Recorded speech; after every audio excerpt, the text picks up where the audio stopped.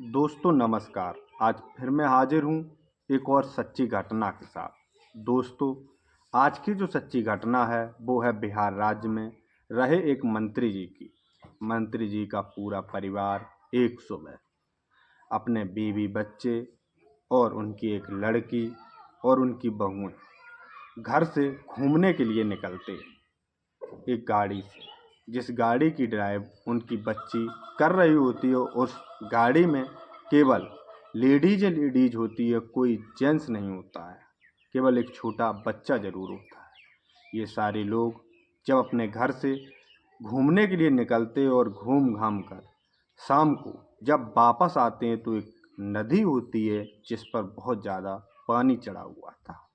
पानी इतना ज़्यादा होता है कि उस नदी के ऊपर से पानी जो रहता है उस नदी के पुल के ऊपर से निकल रहा होता है और उसका बहाव पुल के ऊपर इतना तेज होता है कि कोई भी शख्स इधर से उधर अगर कोई निकल रहा था तो रस्सी के जरिए निकल रहे थे। यहाँ तक कि भारी वाहन जरूर क्रॉस कर रहे थे, लेकिन जो हल्के वाहन होते हैं वो इधर से उधर क्रॉस नहीं कर पा रहे थे, क्योंकि वो जो वाहन होते हैं वो नदी के पानी के बहाव के साथ बहाए जा रहे थे।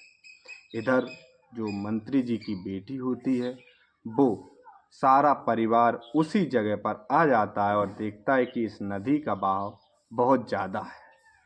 तो सोचते हैं कि क्यों ना सभी लोग पैदल इस रस्सी के सहारे निकल जाएं, और वो लड़की होती है वो कहती है कि आप सारे लोग इस रस्सी के सहारे इस पार से उस पार निकल जाओ, मैं ये गाड़ी लेकर निकल आऊँगी। लेकिन सभी लोग नदी के बहाव के हिसाब से उसे रोक रहे होते हैं, लेकिन वो लड़की किसी की नहीं मानती। और वो कुछ देर बाद जब सारे लोग इधर से उधर रस्सी से निकल जाते तो खुद ड्राइव करके उस पुल के ऊपर से अपनी गाड़ी को क्रॉस करना शुरू कर देती है। गाड़ी जैसे ही वो क्रॉस करना शुरू करती है तो पानी का बहाव तेज होता चला जाता है, जिसके चलते वो गाड़ी जो होती है नदी में जाकर गिर पड़ती है। अब सारे लोग चीखना चिल्लाना वहाँ शुरू कर देते हैं। कुछ लोग इधर उधर फ़ोन लगाना शुरू करते हैं और इसी सिलसिले में तब तक करीब 1 से 1.5 घंटे का समय बीत जाता है और सारे लोग ढूंढ रहे होते हैं। कुछ टीम भी वहां आई हुई थी, उस गाड़ी को निकाल लेती है टीम और उस लड़की की तलाश शुरू कर देती है, क्योंकि उस गाड़ी में कोई लड़की नहीं मिलती। तो अब सारे लोग और ज़्यादा घबरा जाते हैं, क्योंकि लड़की तो उसी गाड़ी में होती है, बाहर भी नहीं निकल पाई थी। तो आखिर लड़की गई तो गई कहाँ। इधर जब वो लोग लौट रहे होते तो काफ़ी शाम हो जाती है और शाम की वजह से ये सारे लोग कुछ देर तक ढूंढते हैं। जब इनको कुछ दिखाई नहीं देता तो ये लोग यह मानकर अपने घर वापस चले आते हैं कि ये जो लड़की है उस गाड़ी से नदी में गिर गई, जिसके चलते उसकी मौत हो। ये सोचकर उस लड़की के घर वाले सारे लोग वापस अपने घर चले आते हैं। गाड़ी जब उसमें गिरी थी तब किसी के चलते, ऊपर वाले की कृपा के चलते, उस गाड़ी की खिड़की खुल जाती है और वो लड़की एक पानी वाली बोतल जो होती है 5 लीटर की, उसे लेकर बाहर निकल जाती है, क्योंकि उसके सहारे वो लड़की डूबती तो नहीं है, लेकिन नदी के पानी के बहाव के चलते पानी के साथ बहती हुई चली जाती है। और इधर अंधेरा भी काफ़ी ज़्यादा हो चुका होता है तो कोई उसे देख नहीं पाता। लड़की ज़्यादातर बहते बहते उस पूरी रात में, जब रात का समय होता है तो जिधर ज़्यादा बाढ़ होती है उस तरफ निकलती हुई बहती हुई जा रही होती है। वो लड़की उस बोतल के सहारे ज़्यादातर बहती हुई चली जाती है और वो उस इलाके की तरफ बहती हुई जाती है जिधर ज़्यादा बाढ़ होती है। वो लड़की करीब रात्रि के 11 से 12 बजे के समथिंग बहते बहते एक ऐसे गांव के किनारे पहुंच जाती है जहां सभी लोग अपने गांव से पलायन कर चुके होते हैं। उस गांव में एक भी शख्स नहीं रहता। उस गांव में केवल एक घर होता है जो काफ़ी ऊंचे पे होता है और उस घर में केवल एक लड़का होता है।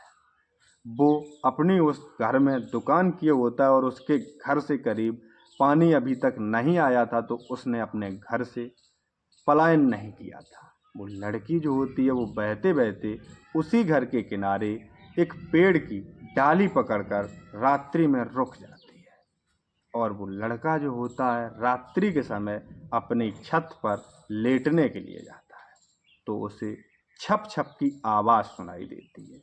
उसे ऐसा महसूस होता है जैसे कोई जानवर हो या कोई सर्प वगैरह इस पानी में छप छप की आवाज़ कर रहा हो।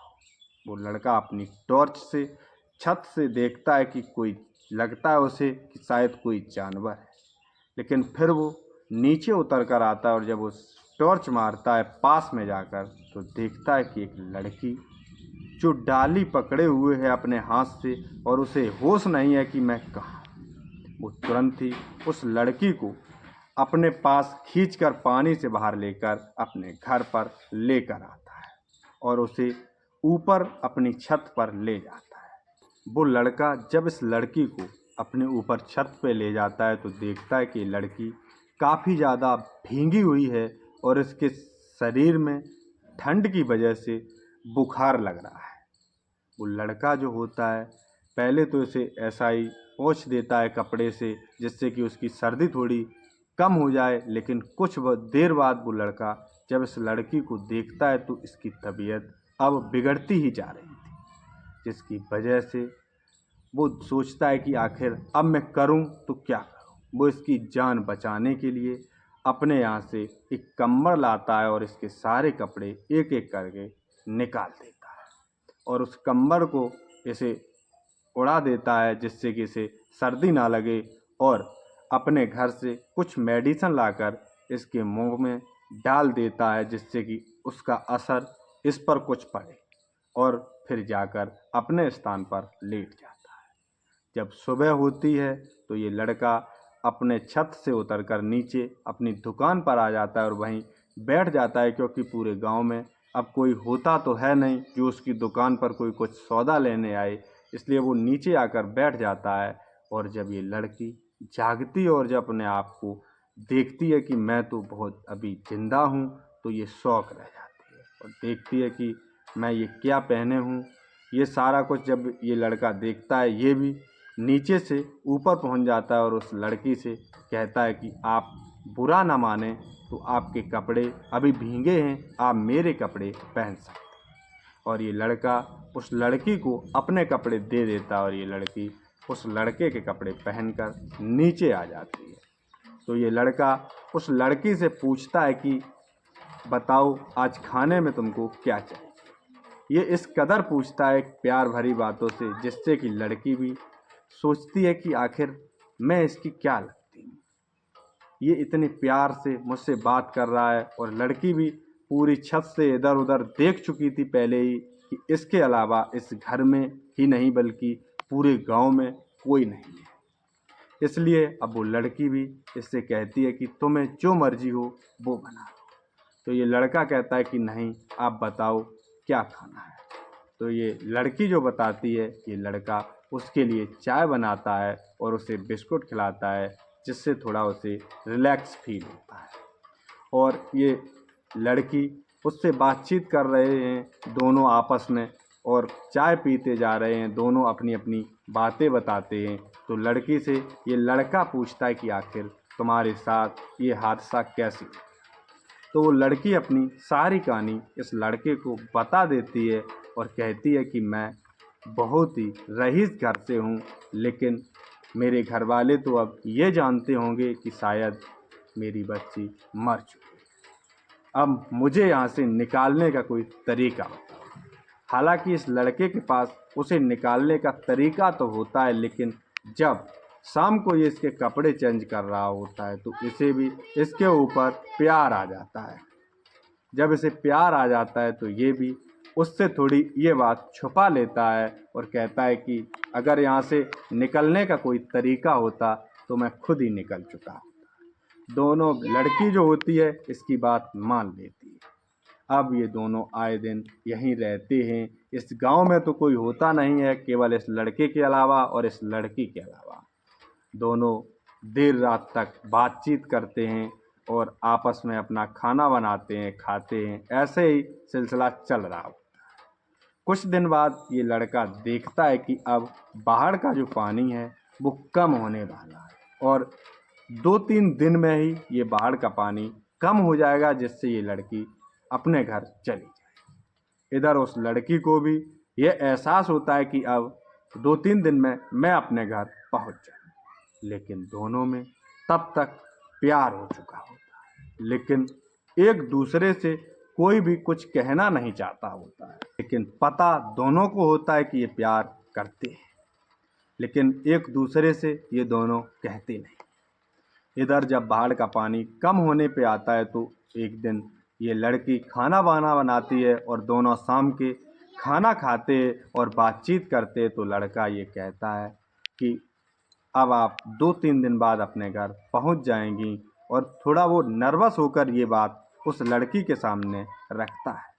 लड़की भी तुरंत समझ जाती है कि आखिर इसके दिल में मेरे लिए कितनी जगह है।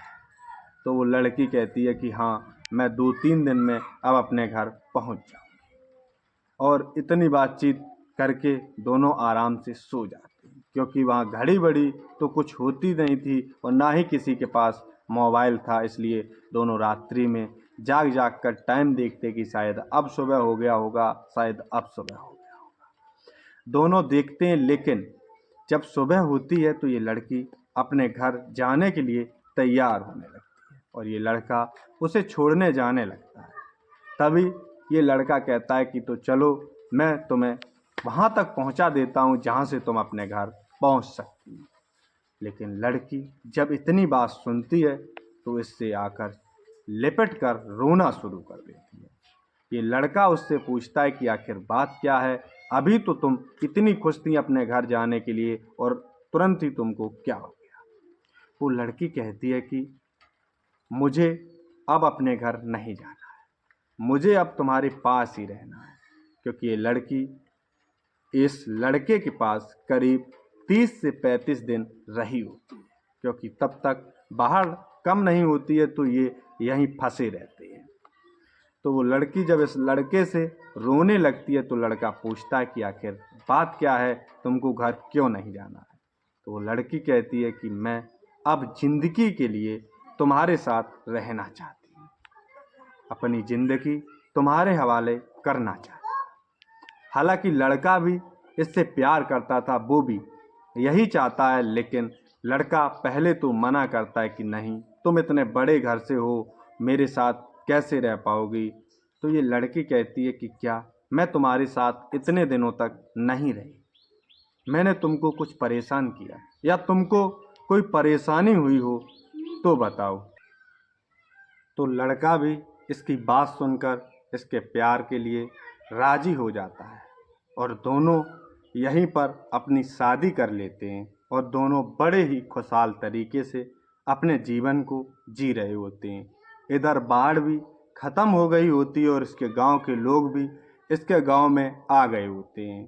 तो ये सभी लोगों को बता देता है कि ये मेरे घर से है, मेरी पत्नी है और अपने ही धर्म और जाति की है। ये गांव के लोग भी इसकी बात मान जाते हैं और दोस्तों, अब इन दोनों की ज़िंदगी बड़े ही खुशहाल तरीके से चल रही होती है। तो दोस्तों, आज की सच्ची घटना बस यहीं तक। आगे के लिए हमारे चैनल को सपोर्ट करें, सब्सक्राइब करें एंड शेयर करें। तो दोस्तों, नमस्कार, जय हिंद, जय भारत।